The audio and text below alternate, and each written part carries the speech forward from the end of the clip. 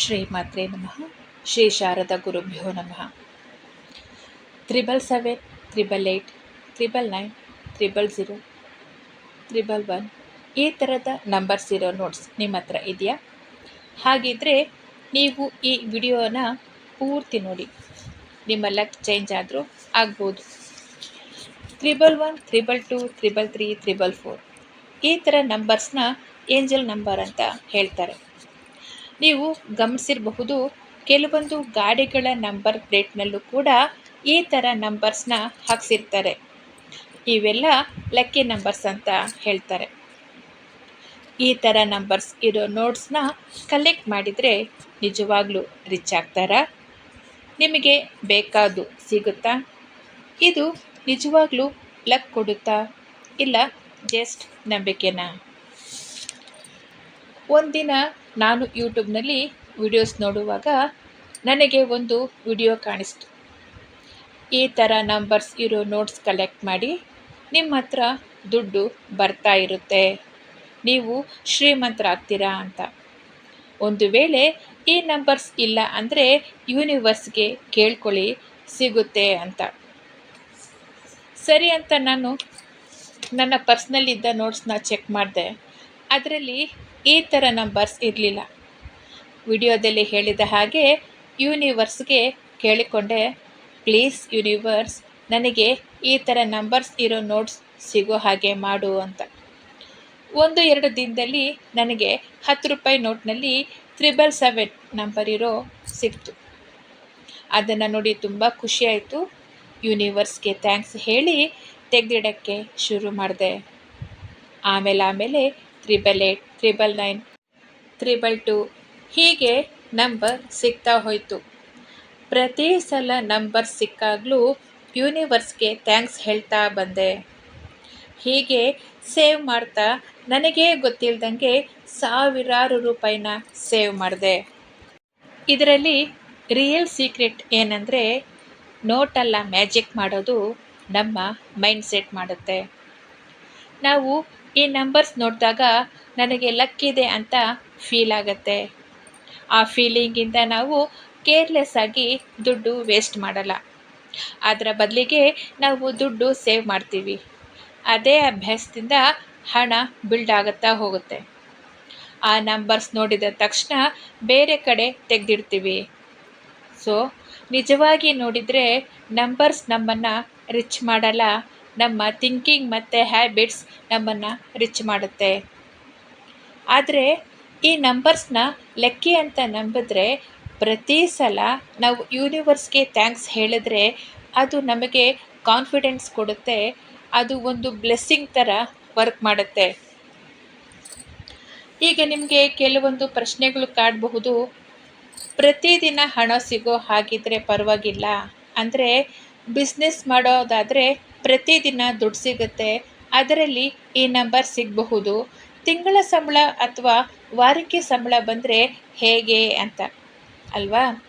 ಹೌದು, ತಿಂಗಳ ಸಂಬಳ ಬಂದರೂ ನಾವು ಕೂಡಿ ಹಾಕ್ಬೋದು.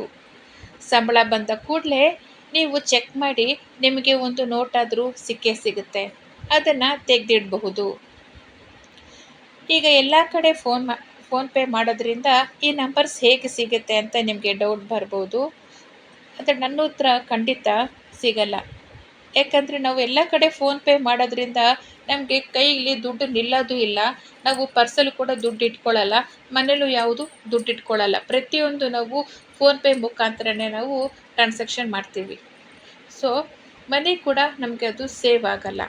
ಹಾಗಾಗಿ ನೀವು ಈ ಥರ ಲಕ್ಕಿ ನಂಬರ್ಸ್ನ ಕೂಡ ಹಾಕಬೇಕು. ಈ ಥರ ಲಕ್ಕಿ ನಂಬರ್ಸ್ ನಿಮಗೆ ಬೇಕು, ಅಥವಾ ನಮಗೆ ದುಡ್ಡು ಕೂಡ ಹಾಕೋಂಥ ಅಭ್ಯಾಸ ಆಗಬೇಕು ಅನ್ನೋದಾದರೆ ನೀವು ಫೋನ್ಪೇ ಆದಷ್ಟು ಕಮ್ಮಿ ಮಾಡಬೇಕು.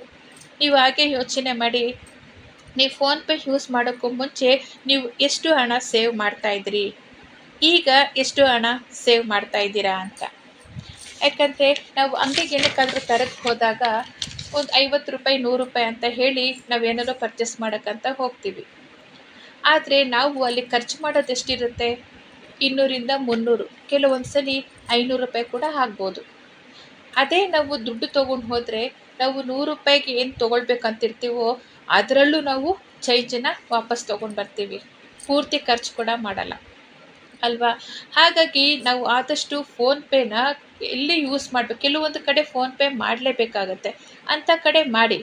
ಆದರೆ ಕೆಲವೊಂದು ಕಡೆ ಈ ಸಣ್ಣ ಪುಟ್ಟ ತರಕಾರಿ ತರಕ್ಕೆ ಹೋಗಬೇಕಾದ್ರಾಗಲಿ ಅಥವಾ ದಿನಸಿ ಪದಾರ್ಥಗಳು ತರಬೇಕಾದ್ರೆ ಆಗಲಿ ಆದಷ್ಟು ಸಣ್ಣ ಪುಟ್ಟ ಇದಕ್ಕೆಲ್ಲ ಫೋನ್‌ಪೇ ಯೂಸ್ ಮಾಡೋದು ಬೇಡ.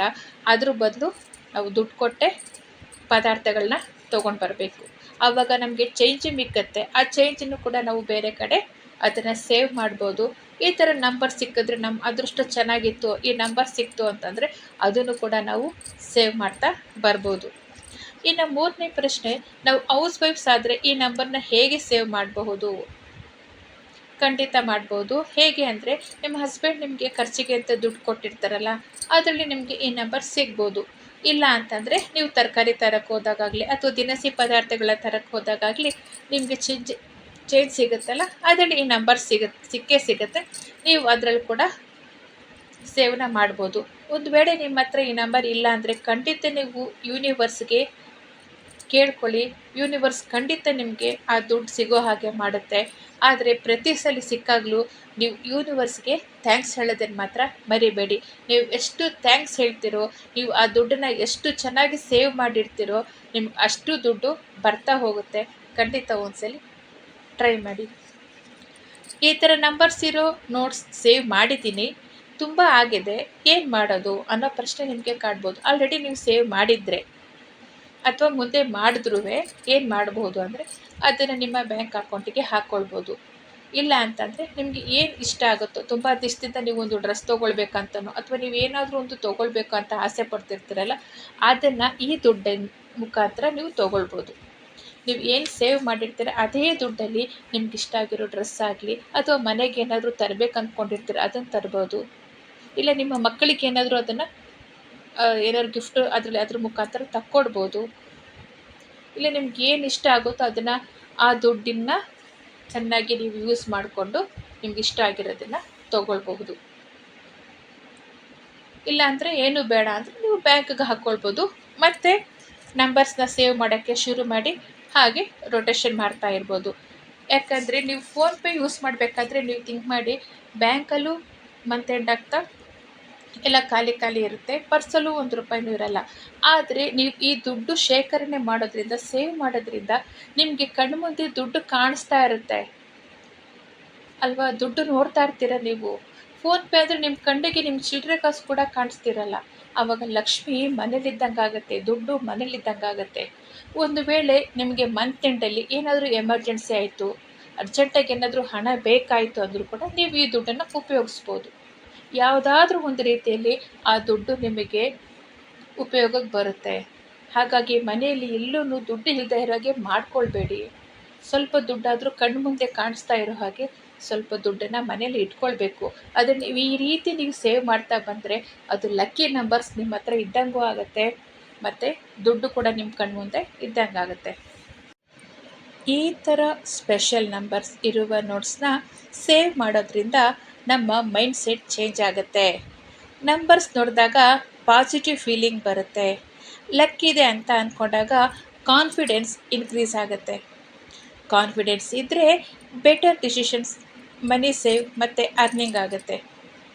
ಹಾಗಿದ್ರೆ ನಿಮ್ಮ ಲಕ್ ಚೇಂಜ್ ಆಗೋಕ್ಕೆ ನೀವು ಇವತ್ತಿನಿಂದ ಈ ಥರ ಲಕ್ಕಿ ನೋಟ್ಸ್ನ ಕಲೆಕ್ಟ್ ಮಾಡ್ತೀರಾ ಅಲ್ವಾ?